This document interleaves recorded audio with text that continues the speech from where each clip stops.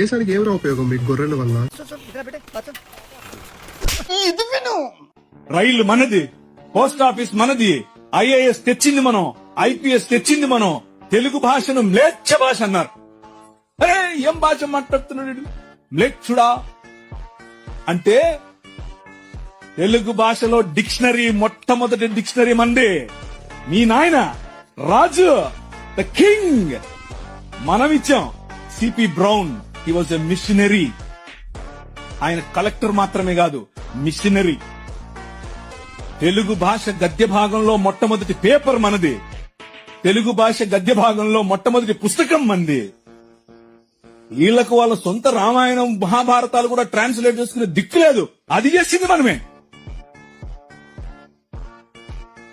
నిజం చెప్తున్నాను, నేను అబద్ధం చెప్పట్లేదు. మొట్టమొదటి ట్రాన్స్లేషన్ చేసింది కూడా మనమే. వాళ్ళు అది కూడా చేయరు.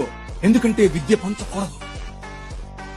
వాళ్ళ రాజ్యంలో విద్య పంచకూడదు. మన రాజ్యం అందరికీ విద్య. ప్రతి ఒక్కరూ చదవాలి. ఎందుకు? ఇదివే నల్లట్ట పుస్తకం కూడా చదవాలి. అర్థమవుతుందా?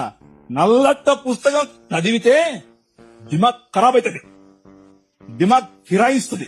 మనిషి వెంటనే మనిషి అవుతాడు. ఈ రాజ్యం మనుషుల కోసం రాజ్యం.